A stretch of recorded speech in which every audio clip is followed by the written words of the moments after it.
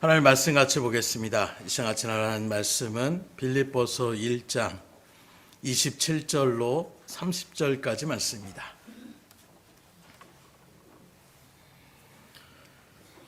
빌립보서 1장 27절로 30절까지 말씀 제가 봉독해 올려드리도록 하겠습니다. 오직 너희는 그리스도의 복음에 합당하게 생활하라. 이는 내가 너희에게 가보나 떠나 있으나 너희가 한 마음으로 서서 한 뜻으로 복음의 신앙을 위하여 협력하는 것과 무슨 일에든지 대적하는 자들 때문에 두려워하지 아니하는 이 일을 듣고자 함이라. 이것이 그들에게는 멸망의 증거요 너희에게는 구원의 증거니 이는 하나님께로부터 난 것이라. 그리스도를 위하여 너희에게 은혜를 주신 것은 다만 그를 믿을 뿐 아니라 또한 그를 위하여 고난도 받게 하려 하심이라. 너희에게도 그와 같은 싸움이 있으니 너희가 내 안에서 본 바요 이제도 내 안에서 듣는 바니라. 오늘도 말씀 앞에 나오신 여러분 모두에게 하나님의 놀라운 은혜와 축복이 풍성히 임하기를 주의 이름으로 축원합니다. 2023년도 또 새로운 표를 우리가 같이 정하고 또 나아갑니다. 앞에 보이시는 것처럼 생명의 말씀을 밝히는 교회라는 슬로건을 걷고 23년도에는 좀 우리가 행함적으로 말씀을 그동안 많이 우리가 집중해야 되고 말씀이 얼마나 소중한 것이며 그 말씀이 우리의 신앙의 기준이 되어야 된다는 것을 계속 우리가 강조하고 같이 상고했어요. 이제는 말씀을 묵상하는 것으로 끝나는 것이 아니라 그 말씀은 죽음의 말씀이 아니에요. 쓸데없는 소리가 아니라 생명의 말씀입니다. 그 말은 생명, 한 생명 한 생명을 그렇게 살리는 그런 말씀이기 때문에 그 말씀을 이제 우리가 세상에서 그렇게 나가서 전하라는 그런 의미로 이런 표현을 지금 그렇게 정하게 됐는데 올 한 해 마음에 잘 새기셔서 정말 생명의 말씀을 환히 밝혀 나갈 수 있는 여러분들 발걸음이 될 수 있기를 주님으로 축원합니다. 그래서 오늘 같은 맥락의 빌립보서의 1장 27절 3절의 말씀을 가지고 복음에 합당하게 생활하라. 우리가 생활하는 일들 당연히 복음에 합당하게 우리가 생활을 해야 되는데 우리가 복음을 알고 또 복음을 믿게 됨으로 구원을 얻었다는 분명한 확신을 우리가 가지고 있지만 중요한 것은 구원도 중요하지만 더 중요한 것은 바로 구원받은 이후에 우리의 삶의 변화에 있다라는 것을 우리가 분명히 알아야 되는데 우리가 이걸 잃어버리고 그저 구원받는 것만을 예수님 믿어야 구원받습니다. 예수님을 통해서만 구원받을 수 있습니다. 여기에만 우리가 너무 집중하다 보니까 정작 구원받은 이후에 우리의 삶이 어떠한 삶을 살아야 되는지에 대한 부분들을 잘 우리가 강조하지 않고 그런 일들 가운데에 나타나는 일이 신앙과 또 삶이 완전히 수반되어져서 가는 그러니까 삶과 신앙이 같이 그 일들 가운데 신앙이 삶으로 나타나야 되는데 신앙과 삶이 말씀은 우리가 이거 배웠는데 삶은 전혀 그렇게 살지 않는 이질적인 그런 삶 가운데 살아가는 그리스도인들이 많이 있더라는 거예요. 그러다 보니까 오늘날 세상에서 교회와 또 믿지 않는 사람들을 향하여 또는 믿는 사람들을 향하여 부정적인 시각을 그렇게 시선을 갖고 있는 이유가 바로 거기에 있는 것입니다. 아니 대충 어떤 우리의 말씀의 교리를 몰라도 교회는 사랑이 넘쳐야 되는 거 아니냐? 교회는 정직해야 되는 것이 아니냐? 성도들의 삶은 그래도 성실한 삶을 살아야 되는 것이 아니냐? 어떻게 믿지 않은 사람들도 그런 마음 가운데에 우리들을 바라보는데 정작 우리의 삶의 모습이 전혀 그렇지 못한 그런 모습 가운데서 결국에는 세상으로부터 지탄을 받게 되는 그런 모습들을 우리가 바라볼 수가 있더라는 거예요. 그렇다면 정말로 하나님께서 우리에게 원하시는 그리스도인으로서의 합당한 삶은 무엇을 말하고 있는 것이냐?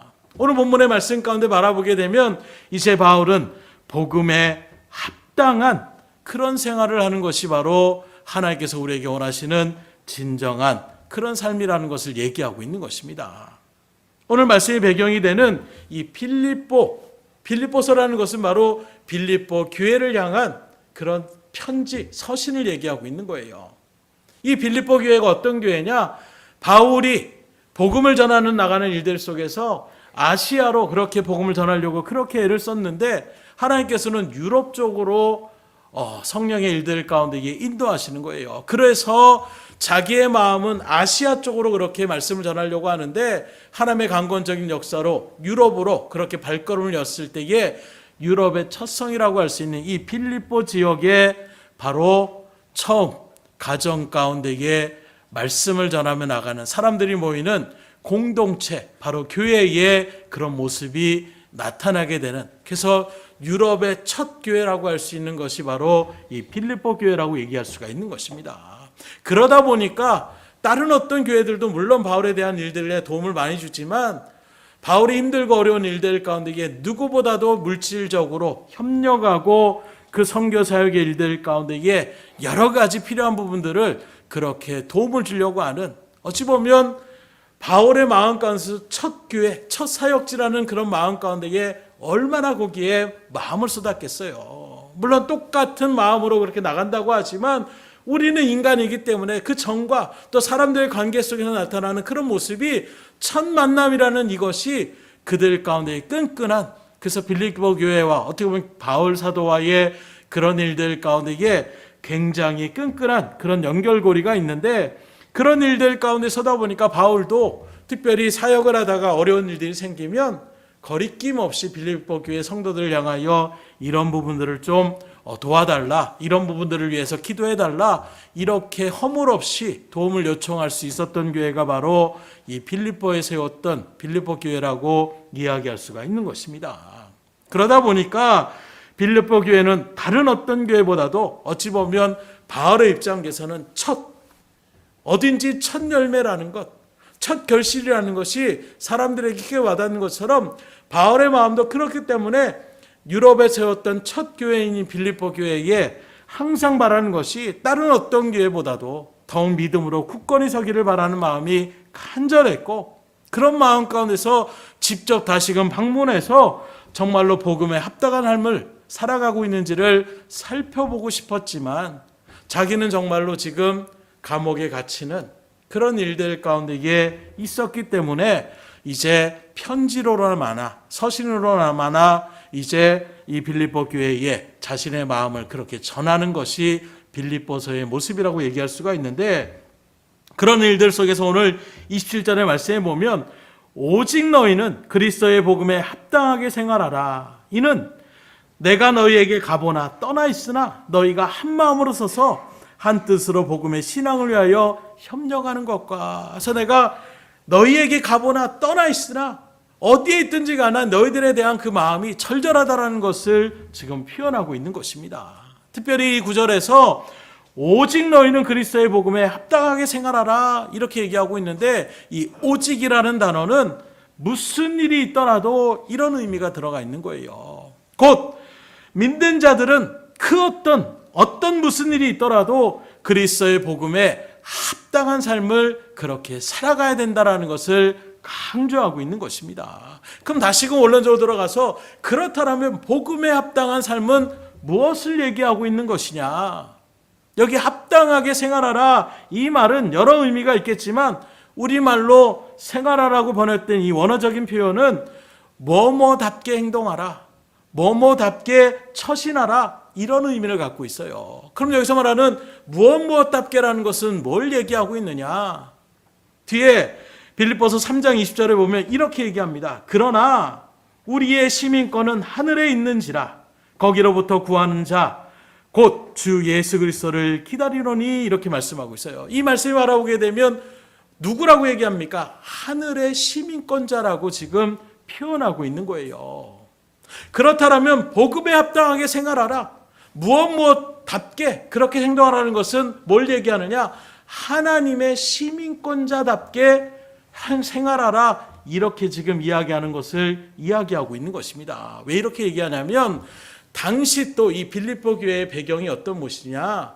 다른 지역보다도 이 빌립보는 로마의 식민지 가운데에 그렇게 다른 여타 지역과 비슷하지만 틀린 것이 무엇이냐? 이방 민족이 로마의 군대에 헌신한 그런 대가로 로마의 시민권을 그렇게 부여받을 수 있는 그 지역이 바로 빌립보 도시라고 얘기할 수가 있는 거예요. 그래서 다른 곳에서는 로마에 가서 시민권을 받고 이렇게 나간다라고 한다면 다른 여타의 지역은 그것이 없는데 이 빌립보 지역, 이 도시에서는 로마의 시민권을 그렇게 받을 수 있는 그런 자리매김 가운데에 너희들은 로마의 시민권자다 이렇게 지칭받을 수 있는 그런 특권을 부여받은 도시가 바로 빌립보 도시라고 얘기할 수가 있는 것입니다. 그러다 보니까 이 빌립보에 살았던 이방인들은 어떤 마음이냐? 원래는 로마의 사람들이 아니에요. 그런데 로마의 시민권을 받게 되니까 여러분들이 로마의 사람이 아닌데 로마의 시민권자라고 그렇게 받았다면 이 로마의 시민권자라는 것은 어찌 보면 그 시대에 전 세계를 지배하며 나가는 그런 강대한 제국의 한 명의 시민으로 그렇게 부여받게 되는 특권과도 같은 거예요. 그러니 내가 그냥 이방인임에도 불구하고 그 시민권자라는 것을 받았다면 어떻게 할까요?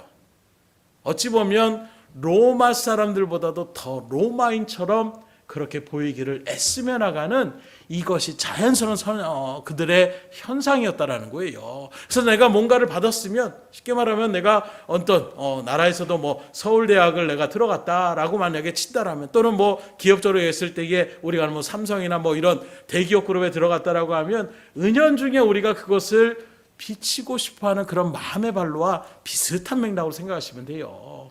그런 모습이 더 두드러지게 나온 것이 바로 로마의 시민권을 부여받은 것입니다. 그래서 내가 누군지 아느냐? 이렇게 흔한 말로 얘기하는 뭔가 특권을 받았던 남들이 누리지 못하는 그 대단한 특권을 가졌을 때 이 사람들이 너 내가 누군지 아느냐 얘기하는 것처럼 그걸 나타내고자 하는 모습으로 누구보다도 이방인이었음에도 불구하고 로마인들처럼 의복을 입고 로마의 말을 쓰려고 하고 로마의 말투를 쓰며 나가려고 하는 이런 모습이 바로 그들의 모습 가운데 만연돼 있었다는 거예요. 그래서 로마 사람보다도 더 로마적인 삶을 살아갔던 그런 지역이 바로 빌립보 지역이라고 얘기할 수가 있는데 이런 분위기 속에서 지금 빌립보 성도들을 향하여 바울은 뭐라고 얘기하느냐? 로마의 시민권자의 자리 가운데 있는 것이 너희들의 특권으로 그렇게 생각하지 말고 너희들은 하늘나라의 시민권자임을 마음 가운데 새기고 그렇게 살아가라 이렇게 칭거하고 있는 거예요. 그러니 다른 어떤 지역보다도 로마의 시민권에 대한 것이 얼마나 대단한 특권인 걸 알고 있는 이 빌립보 성도들에게 있어서 그것만이 나에게 최상의 어떤 삶으로 생각했던 그들이 하늘나라에 나는 시민권자구나. 이것이 그들 가운데 내가 지금 하늘나라에 가진 않았지만 내가 지금 하늘나라에 선택받은 하나님의 백성이라는 이 마음의 자세가 이런 하늘나라의 시민권자라는 말을 들었을 때에 그들은 바로 그것이 직결돼서 그 마음 가운데 새겨질 수밖에 없었다는 것입니다. 즉 그리스도의 복음에 합당한 삶이라는 것은 하늘나라의 시민권자답게 하나님의 사람답게 살아가는 것임을 이야기하고 있는데 그것을 좀 더 구체적으로 오늘 말씀하고 있는 것이 오늘 본문 가운데의 27절로 28절의 말씀으로 두 가지를 아주 강력하게 우리에게 칭거하고 있어요. 그 첫 번째가 바로 무엇이냐? 한 마음으로 서서 한 뜻으로 복음의 신앙을 위하여 협력하는 것이 바로 복음에 합당한 삶이다. 여기 한 마음으로 서서 한 뜻으로 이 말은 모든 믿음의 성도들이 획일적인 생각으로 똑같은 생각과 똑같은 행동으로 그렇게 단순하게 살아가는 것을 이야기하는 것이 아니라 그리스도인들이 각양의 어떤 생각들과 각양의 가치관과 경험이 있지만 그 모든 것이 같이 연합되어져서 다시 말하면 그리스도의 한 몸을 이룬 것처럼 각자의 어떤 삶에 대한 또 여러 가지 배움에 대한 이런 것들이 다 틀릴지라도 한 몸처럼 연합하며 나가는 것이 바로 한 마음으로 서서 한 뜻으로 이렇게 얘기하고 있는 것입니다. 특별히 여기 한 마음으로 서서 이렇게 얘기할 때에 여기 서서라는 이 단어는 군대 용어를 사용하고 있어요. 무슨 말이냐고 한다라면 그냥 가만히 서서 같이 모여서 같이 두런두런 얘기하고 이 정도의 모습이 아니라 군대에 가면 제일 먼저 남자분들은 아시겠지만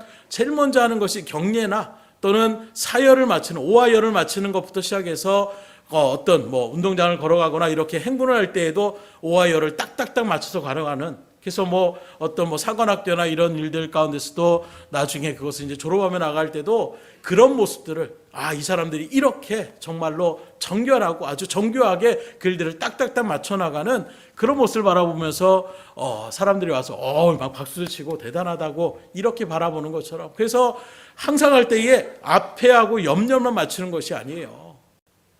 대각선으로 봤을 때도 그거 여기 딱딱딱 맞출 때에 여기는 군기가 바짝 들었구나.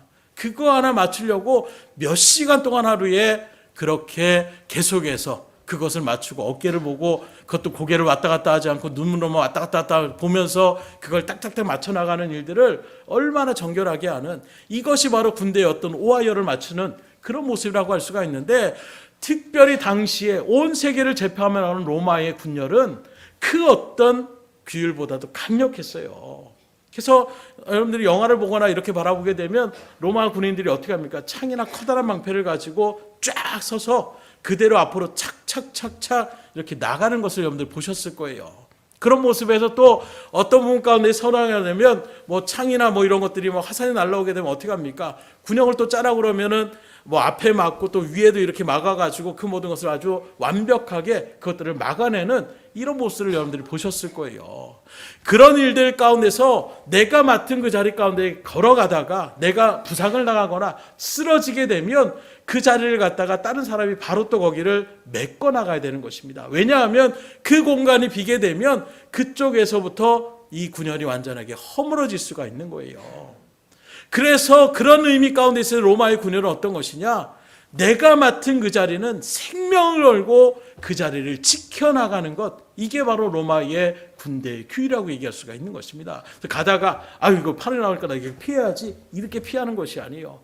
그 자리를 내가 확실하게 지켜나가지 않으면 뒤에 사람에게 피해를 갈 수 있고 옆에 사람에게 피해를 갈 수 있다는 그 마음으로 내 자리, 맡은 자리를 정확하게 방패를 가지고 막거나 창을 갖고 앞으로 탁탁탁 진행하며 나가는, 그러다 그 사람이 쓰러지게 되면 그 뒤에 있는 사람이 바로 그 자리를 메꿔서 그걸 계속해서 맞춰 나가는 것, 이게 바로 군대의 서는 그런 모습이라고 얘기할 수가 있는데, 바로 이것을 지금 바울이 의미적으로 얘기하고 있는 거예요. 한 마음으로 서서 이 말을 할 때에 그 대형에서 목숨을 걸고 내 자리를 지켜내지 않으면 온 군영이 다 무너질 수 있다는 그 마음으로 정말로 그 마음을 다해서 나아가는 그런 마음과 같이 혼자서가 아닌 나 혼자만의 내가 그냥 나가는 게 충분히 이길 수 있겠다 혼자만 달려나가거나 적들이 도망가니까 나 먼저 뛰어나가거나 이런 것이 아니라 항상 오와 열을 맞춰서 한 걸음씩 나아가는 이런 모습을 강조하는 것은 복음의 일들 가운데서는 무엇을 얘기하느냐? 바로 생명을 걸고 믿음의 동역자들과 함께 합력해서 같이 나아가는 것, 이게 바로 복음에 합당한 사람이라고 말씀할 수가 있는 거예요. 별로 마음 가운데 와닿지가 않으시는 것 같아요. 오늘날 시대가 그런 시대가 아니기 때문인 것 같아요. 이렇게 정말로 믿음의 공동체라는 것, 항상 제가 잘 쓰는 공동체라는 것은 같은 마음을 가지고 같은 목적을 향해서 그렇게 나아가는 것이 공동체의 가장 기본적인, 그리고 오늘 바울의 말씀을 통해서 복음에 합당한 신앙생활이라는 것은 먼저 그렇게 한 마음으로 연합이 돼야 된다는 것, 생명을 걸고 내가 같은 믿음의 동역자들과 함께 그 일들을 걸어나가는 이런 정신을 갖고 살아가는 것이 복음에 합당한 생활인데, 오늘날 이 시대적인 모습은 바로 어떻게 얘기하고 있습니까? 그 모든 일들 가운데에 개인주의가 엄청나게 만연되어져 있는, 그래서 이제는 얘기할 때에 혼밥을 위해서 나가는 식당들도 이제는 공경에 나타날 수 있는, 또 집이나 이런 가정을 할 때에도 혼자 살아가는 그런 집들이 나날이 지금 늘어날 수밖에 없는 이런 모습들, 같이 사는 것이 불편하다라는 거예요. 같이 마음 맞추고 살아가는 것이 힘들다라는 것입니다. 한국의 처음의 사회는 이웃을 살펴보고 늘 그렇게 한 가족처럼 마을 하나가 있으면 그 마을의 모든 사람들이 서로 그렇게 어찌 보면 서로에 대한 식기가 몇 개까지 있는지도 그렇게 알 정도로 그렇게 나갔던 민족성이 이 시간에는 오늘날 이 시대 가운데서는 정말로 철저하게 개인주의적으로 그렇게 편질되어 가는 모습을 우리가 바라볼 수가 있어요. 그러다 보니까 어떻게 됩니까? 가정에서조차도 하나 되기가 참 힘듭니다. 저희 가족도 마찬가지예요. 어느 순간에 아이들 이렇게 각자의 방으로 이렇게 나가면 밥 먹을 때 식사할 때나 어쩌다 이렇게 모이지, 식사도 어떨 때는 따로따로 먹으면 그냥 각자 자기 방에서 그냥 내가 가져서 먹을게 하고 그렇게 먹는 일들을 바라볼 수가 있어요. 같이 모이는 것이 예전에는 식구가 뭡니까? 같은 것을 먹으면서 그렇게 나아가는 그 한 자리에 모이는 것이 어떤 가족의 대한 개념이라면 요즘은 분주하게 살아가는 또 각자의 또 삶에 대한 형태들이 자기 위주로 나아가는 모습들이 가정에서도 각자 따로따로 그렇게 행동하게 되는 이런 모습들을 우리가 바라볼 수밖에 없더라는 거예요. 저희 가정뿐만이 아니라 물어보면 대부분의 가족들이 다 이미 그렇게, 그리고 이런 일들 가운데서 아유 목사님 이제 좀 더 커보세요. 이제 얼굴 보기도 힘들어요. 이렇게 얘기하는 것이 일반적으로 그런 시대상이 지금 됐다는 거예요. 그러다 보니까 어떻게 됩니까? 하나님께서 주시는 가정의 의미는 무엇입니까? 한 몸으로 이렇게 표현하고 있어요. 아담과 하와가 한 몸을 이루어서 그렇게 나가는 것이 그게 가족의 모습인데 성경과는 어느 순간에 우리도 모르게 그런 시대가 됐지요. 당연하지요. 이렇게 여러분들이 받아들인 것 자체가 어느 순간에 우리의 마음이 하나님의 말씀 이슈가 아니라 세상에 흘러가는 모습에 나도 모르게 그냥 거기에 그렇게 사는 것이 당연한 것이죠. 이 시대가 그런데요. 이렇게 우리가 지금 받아들이며 나가고 있지 않냐라는 거예요. 그러나 말씀드린 하나님께서 우리에게 가정을 주신 것도 내가 편한 대로 살기 위해 가정을 주신 것이 아니에요. 나 혼자만 편하면 되지. 불편해. 마음 맞지 않아. 아빠하고 먹는데 내가 좀 밥 먹기도 그렇게 좀 눈치도 봐야 되고 이런 마음 가운데에 나 혼자 이게 아니라는 거예요. 내가 불편함을 감내하더라도 같이 연합해져 나가는 것, 이게 가정을 하나님께서 허락하신 이유라고 얘기할 수가 있는 것입니다. 이렇게 한 마음으로 나가는 것은 무엇입니까? 나 혼자 개인주의적인 모습이 아니라는 거예요. 각자의 마음들을 서로 듣고, 그래서 이 시대가 말로는 서로 소통하고 상대방 이야기를 듣고 말로는 그렇게 얘기하고 있지만 정작 행동으로는 전혀 그런 모습이 나타나지 않는, 그런데 오늘날 믿음의 길을 걸은 저 여러분들도 마찬가지의 길을 걸어간다면 세상 사람과 다른 것이 무엇이 있겠습니까? 안타까운 것은 교회 안에서도 그렇다라는 거예요. 교회 규모가 크던 작던 간에 그 안에서 서로 관심도 없고 오히려 딴 사람들이 나 알아보는 거 별로 좋지 않습니다. 오히려 자신을 철저하게 감추며 나아가는 이런 일들의 모습이 나타나는 현상처럼, 그러다 보니까 교회에 나오긴 나와도 일부러 등록을 하지 않고 그냥 예배만 잠깐 드리고 그냥 가는 이런 모습들. 왜요? 서로 교제하는 거 부담스럽다는 거예요. 같이 나를 알아가고 같이 부대끼며 나아가는 이런 일들이 부담스럽다는 것입니다. 그런 모습이 오늘 말씀에 비춰보면 복음에 합당한 생활이라고요? 복음에 합당하지 않은 모습이라고 얘기하고 있는 거예요. 그래서 우리 등대교회 가운데서도 서로 교제 나누는 것은 정말로 하나님의 일들 가운데서 바른 신앙의 자리에 우리가 아셔야 되는 것입니다. 그래서 계속해서 지금도 관심을 가지시고 또 기도할 일이 있으면 같이 기도하시고 도움을 줄 그런 분들이 있으면 같이 또 알게 모르게 도움을 주며 나가는 그 모든 것이 복음에 합당한 생활임을 다시금 마음 가운데 내가 바르게 신앙생활하고 있구나, 하나님의 뜻대로 나아가고 있구나 마음 가운데 새기시고, 혹 그런 마음 가운데 내가 서지 않고 남들과 교제하는 거 귀찮고 불편하다 하는 마음이 있었다라면 오늘 그 마음을 주님 앞에 철저하게 내려놓으시고 믿음으로 교제 가운데에 한 마음 한 뜻으로 서서 주의 일들을 합력하여 그렇게 감당해 나갈 수 있기를 주임으로 축원합니다. 그래서 주의 일들을 감당하다 보면 교회의 각자의 삶의 경험과 또 삶의 그 모든 것들이 다 틀려요. 그러다 보니까 마음이 맞는 분도 있고 마음이 맞지 않는 분도 있을 것입니다. 교회뿐만 아니라 회사 생활을 하든 이웃을 만나게 되든 다 그래요. 어떤 사람은 그냥 몇 마디만 나눠도 정말 친근하다, 참 공감대가 다 형성된다, 그러면 정말 마음이 안 돼. 어떤 사람은 뭐 말하는 말투부터 시작해서 행동하는 것부터 다 마음에 안 드는 그런 사람이 있을 때가 있어요. 그런 모습에서 가끔 그럽니다. 교회 안에서 아유 전도사님, 아유 목사님, 저 사람은 정말로 나하고 너무 안 맞아서 그냥 나는 그냥 무관심하렵니다. 그냥 말도 안 나누렵니다. 이렇게 혹 얘기하시는 분들이 있더라는 거예요. 아예 그냥 내가 미워하지 않으려고 그냥 외면합니다. 신경 끊을 겁니다. 이렇게 얘기하는 것. 그러나 이것도 오늘 말씀에 비춰보게 되면 하나님의 뜻과는 거리가 먼 모습이라고 얘기할 수 있어요. 나와 맞지 않아도 그럼에도 불구하고 주님께서 부름받은 하나님의 백성답게, 하늘의 시민권자답게 그 일들 가운데에 협력하며 나가는 것, 이게 바로 우리의 복음에 합당한 생활임을 마음 가운데 지금 분명히 새길 수 있기를 주임으로 축원합니다.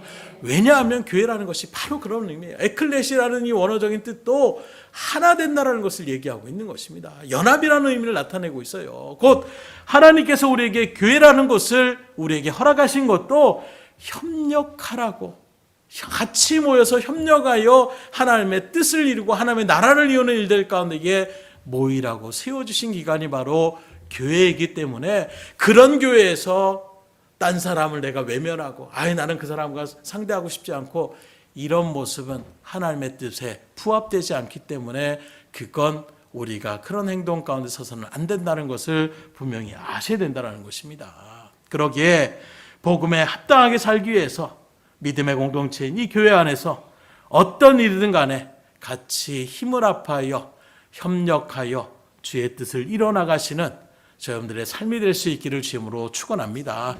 그게 하나님께서 교회를 세우신 목적이에요. 둘째로 복음에 합당한 생활은 뭘 얘기하고 있느냐? 무슨 일에든지 대적자들로 인하여 두려워하지 않는 것, 이게 바로 복음에 합당한 생활을 말씀하고 있습니다. 28절의 말씀을 다시 봅니다. 무슨 일에든지 대적하는 자들 때문에 두려워하지 아니하는 이 일을 듣고자 함이라. 이것이 그들에게는 멸망의 증거요 너희에게는 구원의 증거니 이는 하나님께로부터 난 것이라. 이것이 잘 이루어지면, 이 말씀 뜻대로 그대로 잘 이루어지면 방금 언급한 대로 서서 한 뜻으로 복음의 신앙을 위하여 협력하는 것이 더욱 빛날 수 있는 그런 모습이 된다고 얘기할 수가 있어요. 왜냐하면 평안할 때에는 한 마음 한 뜻으로 이렇게 서는 것이 쉬워 보입니다. 그래, 마음이 열고 있고 형편도 그러니까 그래, 그 정도 내가 이해할 수 있지. 충분히 그런 일들 가운데서는 마음을 맞추기가 쉬워요. 그런데 내가 힘들고 내가 고생스러울 때 이게 어떻게 됩니까? 사람은 되게 민감해져, 예민해집니다. 그러다 보면 평소에는 그냥 마음이 편할 때는 마음에 들지 않아도 그래, 내가 그냥 맞춰줘야지 하는 마음이 됐던 사람도 나도 지금 죽겠고 나도 지금 힘들어 일들 가운데 있으면 딴 사람이 정말 평소에 했던 그런 일들 보면 거기에 예민하게 반응할 때가 있는 거예요. 그것 좀 내가 하지 말라고 내가 그동안 두고 봤는데 이러면서 확 폭발이 될 때가 있더라는 것입니다. 그래서 오늘 말씀 가운데 보면 정말로 그런 고난이 올 때에, 그런 어려움이 올 때에도 내가 그런 두려움 속에서도 합력한다라는 것이 결코 쉽지 않기 때문에, 그런 속에서도 내가 합력하며 나간다라는 것은 앞서 21절에 나오는 한마음 한뜻으로 이렇게 서는 것을 더욱더 여기는 정말로 단결함이 강건하게 정말로 믿음으로 하나 된 그런 공동체구나 라는 것을 보다 확실하게 알 수 있는 거예요. 가족의 인원도 마찬가지입니다. 평안할 때는 뭐 그렇게 있지만 당장 어려운 일이 있을 때에 정말 서로 똘똘 뭉쳐서 다시금 우리 가정을 일으켜보자 하는 마음으로 나갈 때에 저 가정은 정말로 대단한 그런 가정이라고 주변에서도 그 가정을 갖다가 바라볼 때에 그렇게 바라볼 수 있지 않겠습니까? 역사적으로 바라볼 때에도 실제로 그런 부분이 나타나더라는 거예요. 특별히 우리 대한민국의 한국의 기독교를 바라보더라도 일제의 침략기, 그 강점기 가운데에 그 지배 속에서 복음에 대한 탄압이 굉장히 강했습니다. 그 가운데 여러분들 역사적으로 굳이 그런 일들을 모르더라도 신사참배라는 거 다 아실 거예요. 곧 본토에 있는 그 천황, 일본 천황에 위하여 시간을 맞춰가지고 거기에다가 참배를 하며 나가는 이런 모양을 취할 때에 교회가 직접적인 어쩌면 복음에 대한 진리에 대한 딱 그것이 걸림이 되는 것입니다. 그 일들 가운데 우리는 하나님만을 섬기기 때문에 다른 어떤 우상, 사람도 그런 일들 가운데 참배할 수 없다. 말 그대로 심처럼 상배하며 나가는 그런 참배를 우리는 동참할 수 없다. 이 일들에 일본이 가만 놔뒀겠어요. 엄청난 박해와 그런 고난들이 그렇게 나타날 수밖에 없는 것입니다.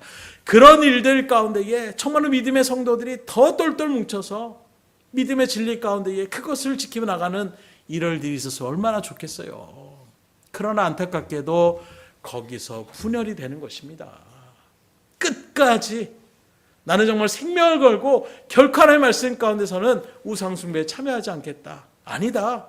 우리가 정말로 이 복음의 명맥을 지켜나가기 위해서는 잠시 잠깐 우리가 수모를 당하는 일들도 우리가 넘어가야 된다. 말은 그럴싸하게 하지만 그런 일들 가운데에 걸려지는 거예요. 그래서 보통 우리가 이야기할 때에 고려 신학계라고 할 수 있는 고신이 바로 끝까지 그렇게 나갔던, 어찌 보면 우리가 지금 얘기하는 우리 합동 측 총신도 보수주의라고 얘기하고 있지만 그 부분에서는 부끄러울 수밖에 없는 역사의 그런 모습이라고 얘기할 수가 있는 것입니다.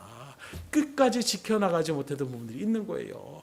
고난이 없을 때는 그래도 같이 연합되어져서 평안 부흥의 그 일들 속에서 폭발적으로 복음을 전개했던 그 일들이 얼마 가지 않아서 그 고난의 일들 속에서 서로 이제는 어떻게 되느냐, 이제는 그것으로 자기의 신앙을 내태하는 것이 아니라 그 다음에 나가는 것이 무엇이냐, 상대방을 폄하하기 시작하는 거예요.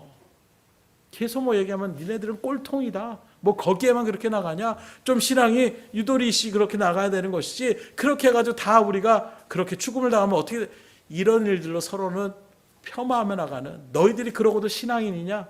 결국에는 이런 일들이 나다 보니까 일제가 떠난 다음에도 연합되어지기가 쉽지 않은 거예요.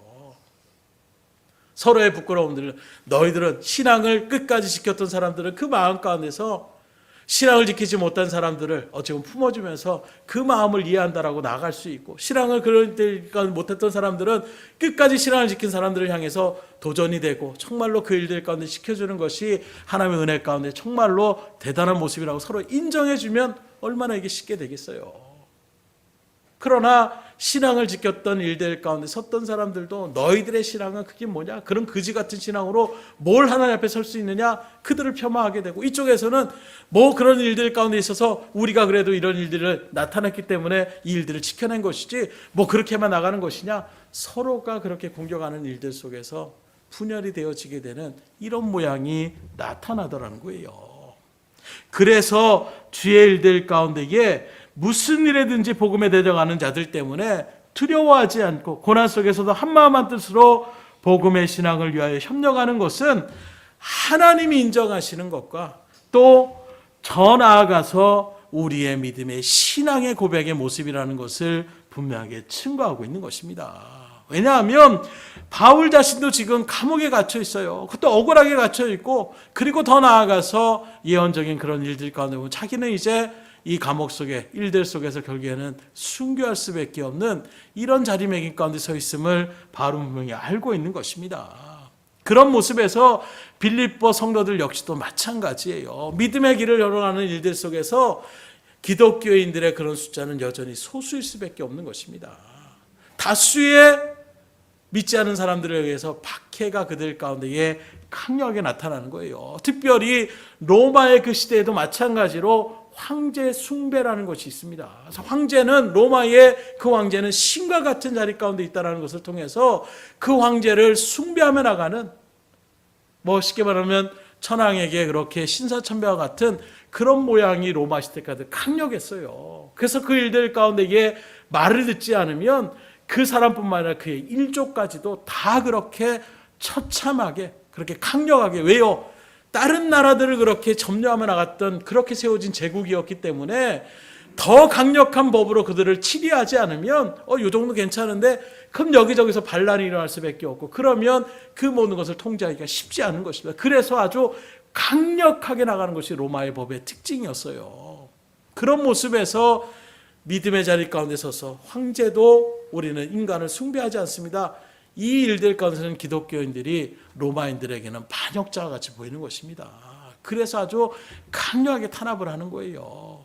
그런 탄압 가운데에 정말로 그런 대적과 고난에서도 두려움 없이 잘 지내며 건디는 그런 믿음의 성도들, 그런 믿음의 교회를 바울은 바라고 원했다라는 것을 지금 이야기하고 있는 것입니다. 더 나아가서 이 바울은 그들로부터 그런 소식을 듣고 싶어한 것뿐만이 아니라 그들이 그렇게 잘 견딜 수 있도록 그들을 격려하는 일들 가운데 지금 이렇게 서신을 써서 분명하게 그들에게 선포하고 있고, 오늘 우리들도 마찬가지예요.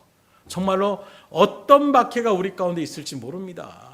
코로나 일들 속에서도 분열되어지는 모습이 있었어요. 끝까지 교회의 믿음을 지켰던 교회, 또는 나름대로 그 일들 가운데에 유보적인 어떤 일들 가운데 나갔던 그런 모습들, 거기에서 서로 상대방의 어떤 믿음의 신앙의 일들을 조율해가지고 다시는 우리가 이런 일들 가운데서 흔들림 없이 나아가는 이런 모습을 세우는 것이 아니라 그 안에서 또 여러 가지 분열의 모습들이 나타나게 되는 이런 모양들, 주의 일들 속에서 그러게 우리가 어떤 외부적인 박해 속에서 그때에 우리가 분명하게 서셔야 돼요.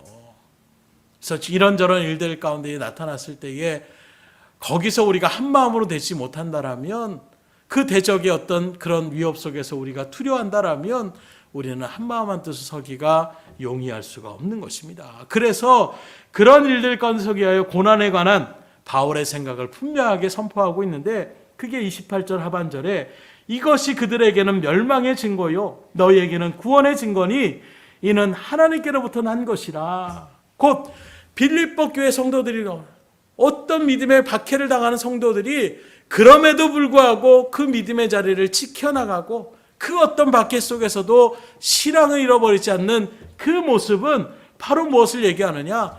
대적자들에게는 멸망의 증거가 되는 것이고 그 자리를 지켜나가는 사람들에게는 구원의 증거라고 얘기하고 있는 것입니다. 일반적으로 얘기하면 강력한 그 대적의 일들 가운데 두려워하는 것이 마땅한데, 내가 두렵지 않아요. 그럼 내가 왜 두렵지 않습니까? 실적인 목숨의 위협을 받고 내가 가진 모든 것을 잃어버릴 수 있다는 그 두려움이 인간적인 마음 가운데 있지만, 그 두려움을 이겨낼 수 있는 것은 뭐가 있겠습니까? 하나님께 대한 분명한 믿음이 그 가운데 새겨질 때에 그 두려움을 이겨낼 수 있는 거예요. 그러니 바울은 분명하게 얘기합니다. 그 고난 속에서도, 그 대적의 어떤 일들 속에서도 두려워하지 않는 것은 곧 무엇과 연결되느냐? 너는 믿음의 일들 가운데 굳건히 서 있구나. 그러니 너는 하나님의 구원의 백성이 분명하구나. 이게 증거될 수밖에 없는 것이고, 그런 일들 가운데 무너지지 않는 것은 하나님이 역사하시고 하나님이 살아계시다는 것이고, 하나님이 살아계시다는 것은 반드시 그 대적들이 마지막 심판의 자리에 선다라는 것을 분명하게 바라볼 수 있기 때문에, 곧 우리가 믿음의 자리, 그 박해 속에서도 두려워하지 않고 믿음을 지켜나가는 것은 우리에게는 구원의 증표가 된과 동시에 박해하는 자들에게는 멸망의 증표가 된다라는 것을 이야기하고 있는 것입니다. 이해가 좀 되세요? 그러니까 여러분들이 신앙을 지키는 것 자체만으로도 오히려 우리는 말씀을 지켜나가는 것이 그냥 그 뜻대로 나가는데, 오히려 그 말씀을 지켜나가는 것이 그게 곧 믿음의 증거가 되는 거예요. 그게 곧 하나님의 영광을 드러내는 것입니다. 생명의 말씀을 비춰나가는 것이 바로 그런 거예요. 내가 뭐 플래시를 붙이고 이게 아니라 여러분들이 그 말씀을 보여잡고 어려움과 고난 속에서도 오히려 감사를 고백을 하며 또 찬양을 올리며 기쁨을 잃어버리지 않고 오히려 어려운 가운데 이웃을 더 살피며 나가는 이런 모습들이 정말로 그 사람들에게 복음의 증거가 되고 구원의 확신이 될 수밖에 없는 것입니다. 그래서 믿음의 역사들을 바라보도 그렇게 기독교 나가는 거예요. 내가 뭐 부유하고 좀 삶이 풍요로우니까 도와줄게. 내가 이 정도는 내가 해줄 수 있어. 이게 아니에요. 오히려 어려운 가운데서도 딴 사람보다 힘든데 오히려 그 힘든 사람이 오히려 다른 이웃을 도와줍니다. 이상하게 생각하는 거예요. 아니, 자기도 힘들어 죽겠으면서, 자기도 그렇게 먹을 것이 구하기가 힘들면서 딴 사람한테 그렇게 나눠주는 모습, 그 모습을 얘기할 때 넌 당신 뭔데 그렇게 합니까? 하나님께서 이웃을 사랑하라 하셨기 때문에 그 일들을 저는 실천할 따름입니다. 이 고백이 나갈 때 그 사람들한테 영향이 오는 거예요. 도대체 뭘까? 하나님이라는 얘기를 처음 들어보는데 과연 그 시는 뭘 얘기할까? 거기에 궁금증이 나오면 그 믿음의 일들 가운데 탐대하게 말씀을 전하고, 그러면 거기에 궁금증과 호기심이 생기면 자연적 말씀 앞에 그렇게 나아가고, 그렇게 말씀에 나아갈 때에 하나님의 성령의 역사하신 가운데 또 믿음으로 그 영혼이 변화가 되고, 이 일들이 정말로 선순환이 됐을 때에 교회가 자연스럽게 부흥의 역사 가운데에 여기까지 흘러나올 수가 있었다는 거예요. 그런 역사가 오늘날 이 시대에 우리가 세상의 물결에 오히려 거기에 영향을 받아서 교회 안에서 더 우리끼리만 생각하고 당파를 나누고 서로 미워하고 헐뜯고 이런 모습이 나타나면 어떻게 되겠습니까? 사랑을 바라고 나왔던 사람들이 오히려 그런 모습들을 바라보면서 아이고 교회가 더하다. 그리고 그렇게 나가버리게 되면 이후에 다른 사람이 또 전도하며 나갈 때 그 사람의 마음은 어떻겠어요? 아이 교회가 더 그 모양 그 꼴이라고 이렇게 얘기하는 모습들, 그게 우리는 또 아니라고 하는데 미디어를 통해서 나타나는 또 교회의 분쟁적인 모습들이 또 비춰주면서 세상 사람들의 믿지 않는 불신자들의 시선 가운데에 어떻게 비춰지고 있는 거예요. 그러면 오늘날 우리들이 아이고 다 그렇게 나 망가뜨려놔서 우리 못한다, 이게 아니라 여러분들이 이제 그런 마음들을 바꿔나가시면 되는 거예요. 이전에 교회 그렇게 나갔다 상처를 입고 교회 그냥 정말로 말도 꺼내지 말라고 했던 사람들에게 여러분들이 정말로 진심을 다해서 그 사람에게 그 영혼을 사랑하는 마음으로 계속해서 정말로 헌신하며 성경의 모습을 나타나 보세요. 그러면 그 단단했던 마음도 또 녹아지게 되는 것입니다. 그 믿음의 역사로 여러분들을 불러 모심을 다시금 마음 가운데 분명히 새기셔서 올 한 해 정말로 그런 믿음의 섬김이 여러분들 가운데 분명히 새겨짐으로 많은 영혼들을 주님의 구원의 복된 자리 가운데 인도하시는 여러분들의 발걸음이 될 수 있기를 다시금 주님으로 축원을 드립니다. 그래서 이런 일들 가운데에 계속해서 29절의 말씀에 보면 그리스도를 위하여 너희에게 은혜를 주신 것은 다만 그를 믿을 뿐 아니라 또한 그를 위하여 고난도 받게 하려 하심이라, 이렇게 증거하고 있는 것입니다. 그 지금 바울이 이와 같이 분명하게 말할 수 있는 것은 복음을 대적하는 자들을 두려워하지 않고 그 믿음 때문에 오는 고난에도 굴하지 않는 것은 하나님이 은혜를 주셨기 때문에 그 믿음을 지켜나갈 수 있었다는 것을 말씀하고 있는 것입니다.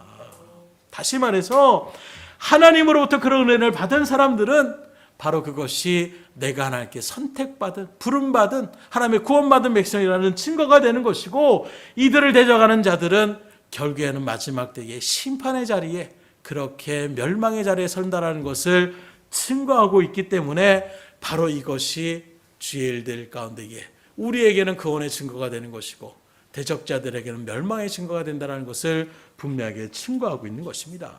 그래서 복음을 위하여 고난을 당한 자가 정말로 참 믿음을 가진 자임을 다시금 우리가 분명히 아셔서 잘 될 때 믿음 생활하는 것, 이게 우리 가운데에 그것도 중요한 것이지만 더 우리의 믿음을 빛나게 하는 순간은 정말로 힘들고 어려울 때에 내가 주님을 떠나지 않고 말씀에 이탈되지 않고 더욱더 하나님을 의지하고 하나님을 바라보며 나아가는 그 말씀대로 순종해 나가는 그 믿음의 사람이 정말 하나님께 바라볼 때에 너는 정말로 나의 참된 자녀요, 내 부름받은 나의 백성이라고 인정받으며 나갈 수가 있는 것입니다.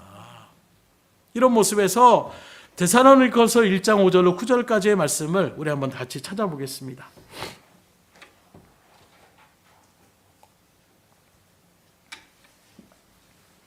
데살로니가 후서 1장 5절로 9절까지 말씀입니다. 제가 한번 읽어드릴 테니까 잘 한번 들어보시고 같이 보면서 여러분들 눈으로 읽어주시기 바랍니다.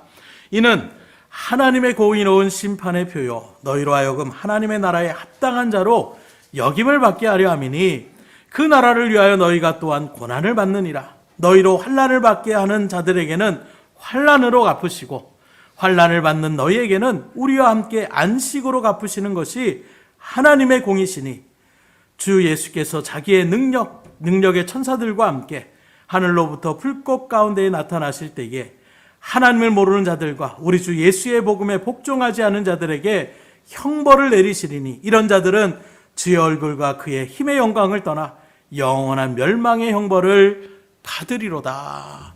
보다 확실하게 이 말씀 가운데 비춰보게 되면 지금 제가 말씀드린 것을 분명하게 다시금 기록하는 것을 바라볼 수가 있는 것입니다. 그래서 하나님의 나라에서 영원한 안식과 영광을 누릴 하나님의 백성은 그 믿음을 바르게 지키려고 할 때에 세상에서 고난이 다가올 수 있다는 것을 분명하게 말씀하고 있어요.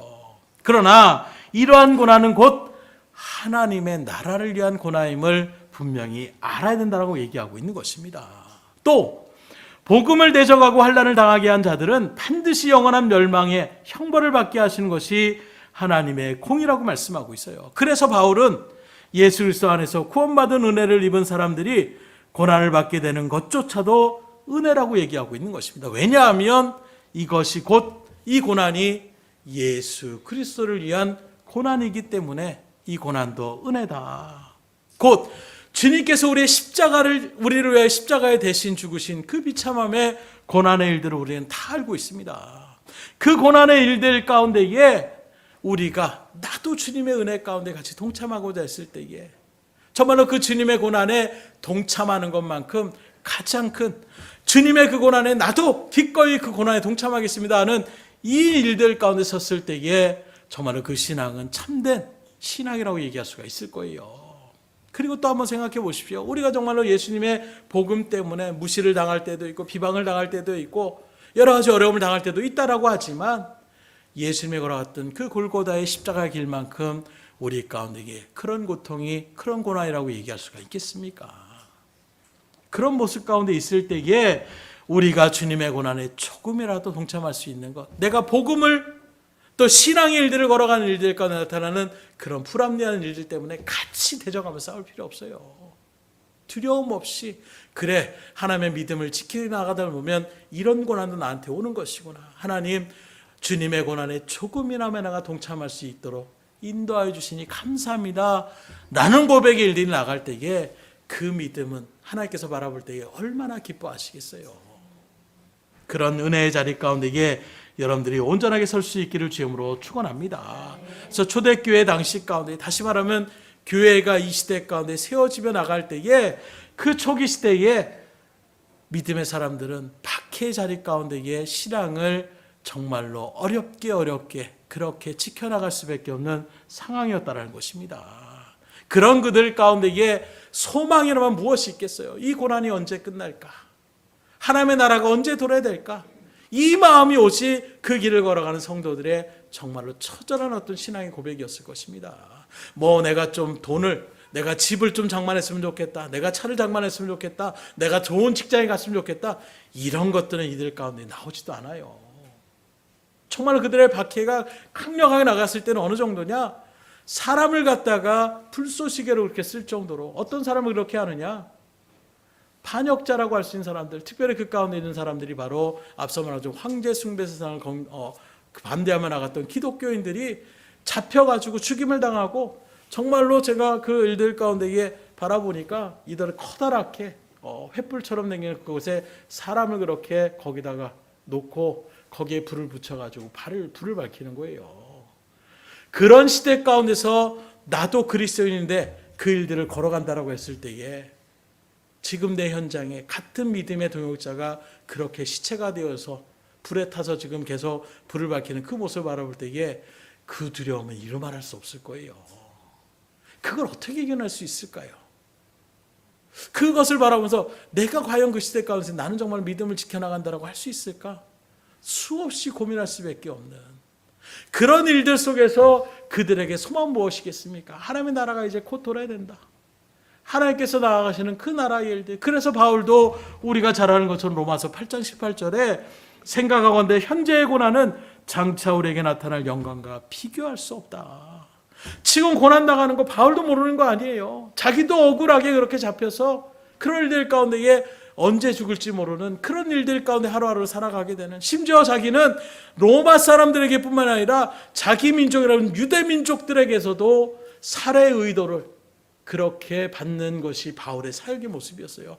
누구보다도 정말로 고난의 길을 갔던 그가 하나님의 은혜 가운데 하나님이 그에게 은혜를 베풀어 주셔서 그 나라를 바라보실 때에 그래서 바울은 담대하게 고백합니다. 분명하게 아는 일들 속에서 내가 지금 당하는 고난, 바울도 왜 사람이기 때문에 힘들지 않겠어요. 그러나 장차 내가 누리게 될 영광을 하나님께서 보여주시는 그 모습을 바라볼 때에 비교할 수 없다. 지금 당장의 모습. 그래서 흔히 우리가 좀 이 시대 가운데 이야기한다라면 여러분들이 학생들이 공부를 열심히 하며 나갈 때에 또 좋은 대학을 들어가고 좋은 직장에 들어가는 일들의 모습에서 지금 잠깐 그래도 몇 년이라도 몇 개월이라도 정말 공부해라 하는 모습들, 특별히 가장 치열한 것이 운동선수들의 모습을 바라보세요. 그 훈련을 바라볼 때에 우리의 상상을 초월합니다. 정말로 자기가 가지고 있는 모든 그 힘을 갖다가 다 쥐어 짜낼 정도로 매일같이 훈련을 하는 거예요. 그 훈련 가운데에 이제 올림픽에 나가서 금메달을 한번 그렇게 땄다라고 생각해 보십시오. 그동안에 자기가 힘들었던 그 모든 고난들은 싹 사라지고 이어 나타난 그 영광의 모습들은 이루 말할 수가 없는 것입니다. 주의 일들 가운데 나타나는 거예요. 여러분들도 믿음으로 한번 그 일들을 걸어가 보세요. 정말로 하나님의 말씀이니까 그렇게 지켜나가야지 하고 정말 말씀 붙잡고 그 고난 또 사람들의 어떤 일들 가운데 오해로 나타나는 어떤 그런 모습들 이겨내보는 마음 가운데 하나님 붙잡고 나아가 보세요. 그 다음에 하나님께서 때가 되면 놀라운 은혜를 우리에게 허락하여 주시는데 감당할 수가 없어요. 정말로 그 울컥하는 그 감정의 마음을 어떻게 할 수가 없는 거예요. 벅차오르는 그 하나님의 감동을 이루 말할 수가 없는 것입니다. 이 땅을 살아갈 때도 하나님의 말씀대로 살아가시면 반드시 하나님께 그런 감격을 허락하여 주시는 거예요. 그리고 궁극적으로 우리는 하늘나라의 처소가 준비된 사람입니다. 그래서 여기에 우리가 살아가는 대한민국 또 부천 또 여러분이 살아가는 그 지역이 여러분들의 삶의 터전이 아니라 여러분들의 삶의 터전은 하늘나라에 있어요. 우리는 잠깐 이 땅 가운데에 잠시 지금 머물러 있고 맡기는 주의 사명을 가지고 주의 일들을 감당해 나가는 사람으로 하나님께서 선택하여 주신 것입니다. 그렇기 때문에 이 땅의 삶의 일들 속에서 여기서 내가 뭔가를 이루려고 하지 마시고 여기서 뭔가 내가 대단한 어떤 일들 가운데 그리고 이 세상의 어떤 일들 가운데 마음 애통해하고 괴로워하고 고통받지 마시고 하나님 예비하신 그 나라의 소망 가운데 복음에 합당한 하늘나라의 시민권자라는 그 마음을 가지고 저물어 주의 일들을 하나하나 이뤄나갈 수 있기를 주님으로 축원합니다. 그래서 복음에 합당한 생활하는 것은 기꺼이 믿음의 일들 때문에 그 신앙 때문에 고난도 마다하지 않는 것이 바로 믿음의 자리임을 우리에게 증거하고 있는 것입니다. 그러면서 바울은 모든 그리스도인들은 복음 때문에 그 믿음 때문에 그 대적하는 자들과 영적 싸움을 싸워야 한다라고 말씀하고 있는데 바로 빌립보 교회 성도들도 이 싸움을 싸워야 하며 반드시 그 싸움에서 승리해야 될 것을 권면하고 있습니다. 30절의 말씀입니다. 너희에게도 그와 같은 싸움이 있으니 너희가 내 안에서 본 바요 이제도 내 안에서 들은 바니라. 그래서 우리가 분명히 알아야 될 것은 세상의 어떤 정치권의 싸움이 아니에요. 보수와 진보의 싸움이 아닙니다. 우리의 걸어가는 이 신앙의 싸움은 영적인 싸움임을 여러분들이 아셔야 돼요. 끊임없이 사단은 우리가 하나님의 뜻대로 살지 못하도록 복음에 합당한 사람으로 살지 못하도록 하늘의 시민권자임을 자꾸 잊어버리도록 이 세상에 너는 중요한 일들이 있어. 너에게 지금 발등에 들떠서 이게 중요한 거야. 자꾸 우리를 하늘나라의 시민권자가 아닌 이 세상의 사람으로 자꾸 우리를 몰아가려고 해요. 그 일들 속에서 여러분들이 믿음을 지켜내는 것은 아니다. 나는 그래도 하나님의 시민권자답게 살아야지. 하나님의 말씀을 부여잡고 하나님의 뜻이 그렇다면 그 말씀대로 내가 순종하며 나아가야지 하는 마음으로 여러분들이 나아가시는 것, 이게 쉽다고요?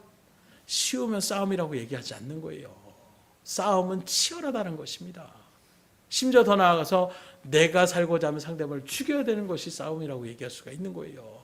그런 마음의 가짐으로 여러분들이 복음을 지켜나가는 것이 그만큼 어찌 보면 힘들고 처절할 수 있는 이런 마음가짐에 있다라면 누가 와가지고 예수 믿는 것들이 이렇게 얘기하고 어떤 일들 가운데 나타나고 어떤 이거라는 일들이 나타나고 손해를 본다라고 한들 거기에서 아이고 믿음 생활했더니 좋은 일은 아니고 다 나에게 해가 되고 손해가 되고 사람들에게 무시당하고 이런 마음으로 하나님의 말씀의 자리를 이탈할 수 없는 거예요.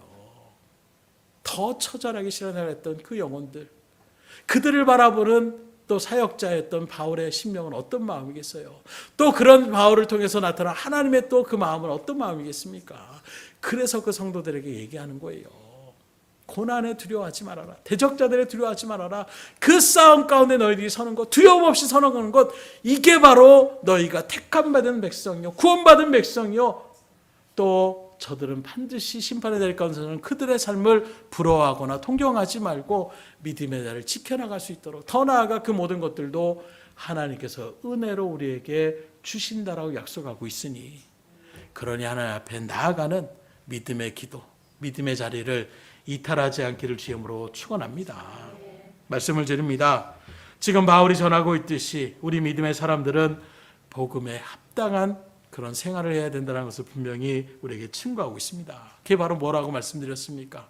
먼저는 한 마음으로 서서 한 뜻으로 복음의 신앙의 일, 곧 하나님의 나라와 뜻을 세우는 일들 가운데에 합력하며 나가는 것과 또 복음으로 인하여 당하는 고난을 두려워하지 않고 담대히 살아가는 것임을 우리에게 분명하게 증거하고 있는 것처럼 이 말씀 온전하게 새기셔서 올 한 해 정말로 하나님의 일들 가운데에 복음으로 하나 되는 등대교회, 복음으로 하나 되는 여러분들의 구역, 복음으로 하나 되는 여러분들의 가정, 모든 일들 가운데 일어서서 정말로 하나님의 일들을 감당해 나갈 때에 어떤 고난과 박해가 올지라도 거기에 대하여 두려워하지 말고 떨지 마시고 더 담대함으로 장차 우리에게 주시는 하루의 놀라운 영광을 믿음으로 확신하며 그 모든 것들을 이겨내셔서 하나님의 영광을 드러내고 또 복음의 환한 빛을 드러내시되 특별히 생명의 복음의 믿음의 역사를 이뤄나갈 수 있는 여러분들의 복된 발걸이 될 수 있기를 주의 이름으로 축복합니다.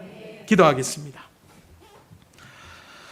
할렐루야. 하나님 아버지, 오늘도 주님의 복된 주일 믿음의 백성들 세상과 버타지 않고 하나님의 약속하신 또 주님의 은혜의 말씀의 자리 가운데에 이렇게 자리매김할 수 있도록 인도하여 주시니 감사를 드립니다. 오늘 특별히 정말로 주의 일들 가운데 복음에 합당한 생활이라는 제목을 가지고 우리가 말씀을 상고했습니다. 그 어떤 시대보다 어려웠던 그 박해와 고난의 현장 속에서도 믿음을 지켜나가기를 소망했던 바울의 철저한 마음과 또 그 마음을 붙잡고 그 하나님의 말씀을 부여잡고 그 어려운 곳에 서서 기쁨을 잃지 않고 하나님께 영광의 찬양을 돌리며 믿음으로 든든하게 서서 복음에 합당한 하늘의 시민권자임을 믿음 가운데 새기며 대적들의 어떤 일들 속에서 두려워하지 않고 믿음을 지켜나갔던 빌립보 교회의 성도들과 같이 오늘 우리가 나아가는 삶의 모습들은 정말로 힘든 지경 가운데 있다라는 연일 보도들을 우리가 바라보며 또 실적으로 우리의 삶의 모습 가운데에 여러 가지 어려운 일들이 우리 가운데에 지금 당면하고 있는 이 시대에 세상 사람들처럼 그것을 걱정하며 나가는 것이 아니라 오히려 그러한 순간에 우리가 더욱더 복음의 환한 빛을 그리고 그 복음의 빛이 영혼들을 살려나가는 생명의 복음으로서 생명의 말씀으로서